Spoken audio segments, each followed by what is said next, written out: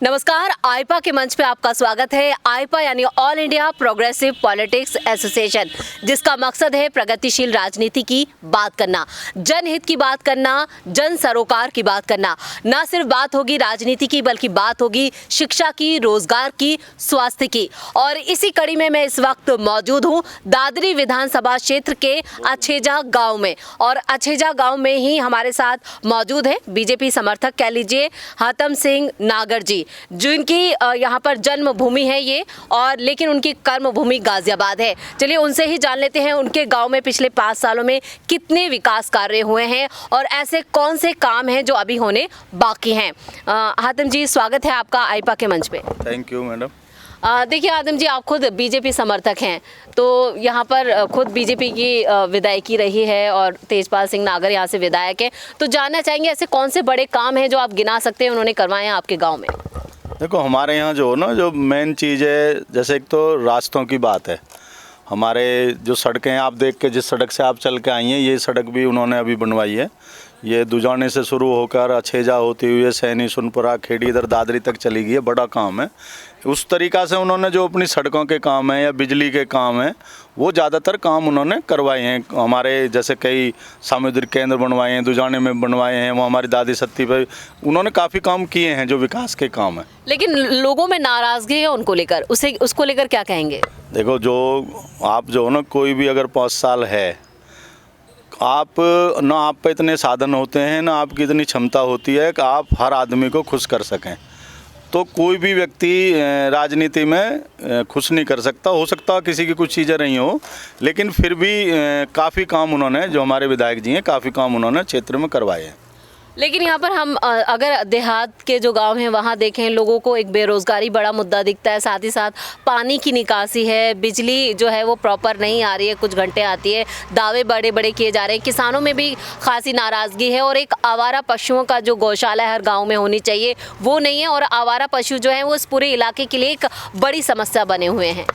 नहीं, ये आपकी बात ठीक है। ये समस्या हमारी नहीं, ये ज़्यादातर जो है सब जगह की समस्या है कि जो आवारा पशु हैं, जो हम जिन्हें गौवंश कहेंगे, वो निश्चित रूप से किसानों की फसल को बर्बाद कर रहे हैं। होता क्या था कि पहले जब से हमारी ये भारतीय जनता पार्टी की सरकार आई है, तो गौ माता की रक्षा के लिए, गौवंश की रक्षा के लिए हमारे जो मुख्यमंत्री जी हैं योगी आदित्यनाथ जी, उन्होंने काफ़ी काम किए हैं। उन्होंने अपने गौशाला भी जगह जगह खोली हैं, लेकिन अभी जितनी खोलनी चाहिए या जितने गांव लेवल पे वो खोलनी चाहिए थी, उतनी नहीं खुल पा रही हैं। और इस बात को क्योंकि मैं खुद एक किसान परिवार से जुड़ा हुआ हूं और मैं किसानों की से आसपास जाता भी रहता हूं, तो ये निश्चित रूप से जेन्युइन समस्या है कि आजकल आवारा पशु जिस खेत में घुस गए, उस खेत को पूरी तरह से फसल को नष्ट कर रहे हैं। उसके लिए हमने अपनी सरकार से भी कही है और बहुत जल्दी उसमें और सुधार किया जाएगा कि जो हमारे गौवंश हैं, इनके लिए और ज़्यादा गौशालाएं बनाई जाएं, उनके चारे का इंतजाम किया जाए। लेकिन निश्चित रूप से किसान को गौ वंश से या ये जो हमारे आवारा इस पशु हैं, उनसे नुकसान हो रहा है। हातम जी, आपने कहा लेकिन 5 साल बीत चुके हैं, चुनाव बिल्कुल नज़दीक हैं 2022, ऐसे में लोगों को नाराज़गी तो है, व्यक्तिगत तौर पर भी काफ़ी शिकायतें हैं। यहाँ पर जो आपके इलाके में जो मिहिर भोज प्रकरण हुआ, उसको लेकर भी यहाँ पर काफ़ी नाराज़गी है, तो क्या आने वाले चुनावों में उसका खामियाजा यहाँ पर भुगतना पड़ सकता है? मौजूदा सरकार को कोई बदलाव देखने को मिल सकता है? नहीं, देखो, ऐसा है, जो आप जिस प्रकरण का जिक्र किया आपने जी, वो निश्चित रूप से वो गलत हुआ। उसका कारण है कि जो महाराजा मीर भोज हैं, वो इतिहास के पन्नों में गुर्जर सम्राट के नाम से स्थापित हैं। और मैं इसलिए कहूँगा कि 1000 साक्ष्य ऐसे हैं जो हमारे इतिहास, हमारे विद्वान, चाहे वो किसी भी जाति के विद्वान हैं, वो सब मानते हैं कि गुर्जर सम्राट मीर भोज थे। और जब साहब सिंह वर्मा जी मुख्यमंत्री थे दिल्ली के, तो उन्होंने जो राष्ट्रीय राजमार्ग है, आज भी बोर्ड लगा हुआ है, वो गुर्जर सम्राट मीर भोज के नाम से है। अक्षरधाम में गुर्जर सम्राट मीर भोज जी की प्रतिमा लगी हुई है, जो माननीय अटल बिहारी वाजपेयी जी ने जिसका उद्घाटन किया था। हमारे और ऐसी बहुत जगह प्रतिमाएं लगी हैं जो गुर्जर सम्राट के नाम से, और इतिहासकार मानते हैं कि मीर भोज गुर्जर सम्राट थे। वहाँ कुछ गलतफहमियाँ हुई कुछ ऐसी चीज़ें हुई जो नहीं होनी चाहिए थी, उसमें समाज को लगा कि भाई हमारा अपमान हुआ है। लेकिन हमने जब उन्हें बताई, हम जा रहे हैं बता रहे हैं, तो उनसे काफ़ी लोगों की समझ में आ रही है कि वो एक आपस की ना समझी रही, किसी का अपमान करने का या ऐसा कोई उद्देश्य नहीं था। और उसके लिए माफ़ी भी मांगी गई है, उसमें दोबारा नाम भी लिखवा दिया गया और वो मान लिया गया है कि ये गुर्जर सम्राट थे। जी, चलिए यहाँ पर कुछ और लोग भी हैं, उनसे भी बात करते हैं। पूर्व प्रधान भी रहे हैं इस गांव से, उनसे बात करते हैं। क्या नाम है सर आपका? श्रीनिवास शर्मा। क्या आप क्या कहेंगे कि वाकई में आपके इन 5 सालों में जो काम होने चाहिए थे वो हुए हैं? हुए जी, बिल्कुल पक्का हो गया। अच्छा, कौन कौन से ऐसे बड़े काम है जो आप गिना देखो सकते हैं? हमारे सारे रास्ते देखो, और ये मतलब इस पार्टी ने जितना भी ये राशन उसी दिन से जितनी बड़ी बीमारी देश के अंदर आई ही, जी। वो सब मोदी जी की और योगी जी की मेहरबानी है। बीमारी का आपने यहाँ पर जिक्र किया, कोविड में गांव बड़े परेशान रहे, ऑक्सीजन नहीं मिला, बेड नहीं मिले अस्पतालों में, तो जब लोग बीमार हुए तो क्या किस तरह की सुविधाएं आपके गांव तक पहुंची? नहीं, हमारे गांव में तो हर सुविधा पहुंची है। अब लोगों को जो कोविड में मर गए थे उनके लिए जो मुआवजा वगैरह सब सरकार दे रही है। काम अच्छे कर रही है इस सरकार ने। आपको कोई शिकायत नहीं? मुझे कोई शिकायत नहीं है। आपका क्या नाम है? बबलू नगर।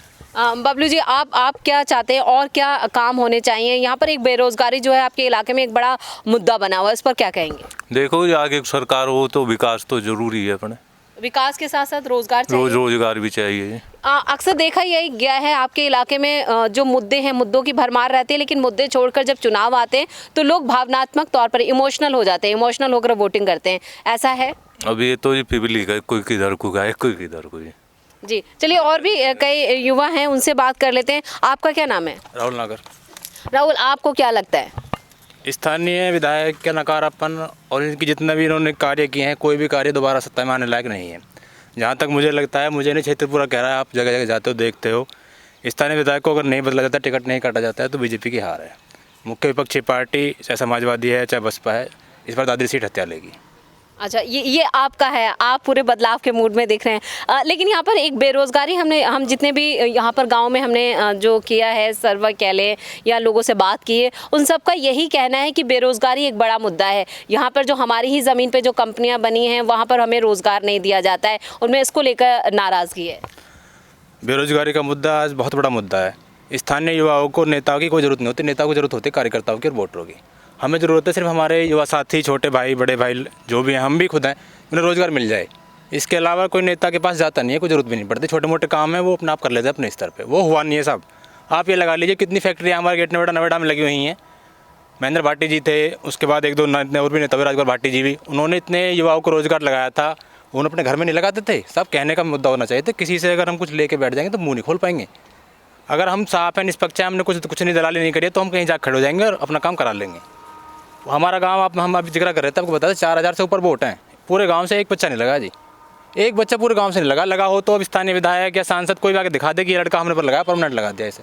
एक भी रोजगार नहीं। एक घर में भी गवर्नमेंट के द्वारा राशन, और जैसे कहते हैं ना कि गवर्नमेंट इसलिए होती है कि कोई भी वित्त किस तरीके से कुछ संसाधन पर मुहैया कराए, वो कुछ नहीं हुआ है। चलिए, ये प्राइवेट जॉब की बात हुई, आपने कहा कि सरकारी नौकरियां भी नहीं मिली। अभी इसलिए नहीं है कि रेल को बेच रहे हैं ये लोग, देख रहे हैं आप, एयरपोर्ट को बेच दिया, एयरलाइंस को बेच दिया, बिजली बेच दी, चीनी मिलें बेच दी। बताओ किस चीज़ में आप अप्लाई करेंगे, बच्चे कहाँ जाएंगे?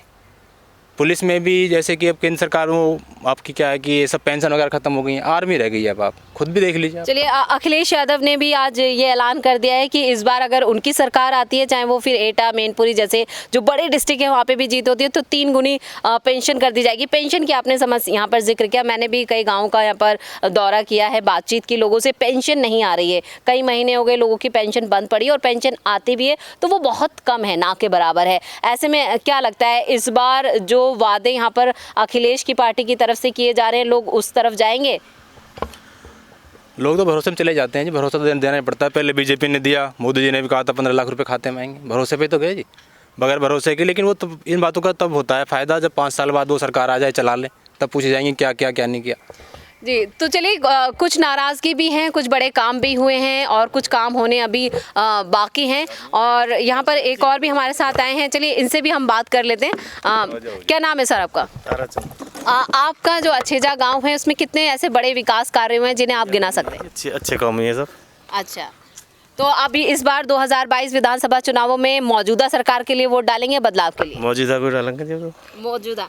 चलिए, इन्होंने तो साफ कह दिया है कि योगी जी इनकी पहली पसंद है और गांव में काफ़ी कार्य हुए हैं, लेकिन कुछ युवाओं में नाराज़गी है, चाहे फिर वो रोज़गार हो या फिर बात हो यहाँ पर जो हम जिस तरह से जिक्र करें पेंशन है, कई और भी ऐसी समस्याएं हैं जिन पर सरकार को गौर करना चाहिए था, जो नहीं किया गया है। ये तो आने वाला वक्त ही बताएगा कि यहाँ की जनता मौजूदा सरकार के लिए वोट डालती है या बदलाव के लिए। लेकिन आपको हमारा ये वीडियो कैसा लगा, नीचे कमेंट बॉक्स पर अपनी राय ज़रूर दें और इस वीडियो को ज़्यादा से ज़्यादा लाइक करें और शेयर करें और चैनल को सब्सक्राइब करना ना भूलें। नमस्कार।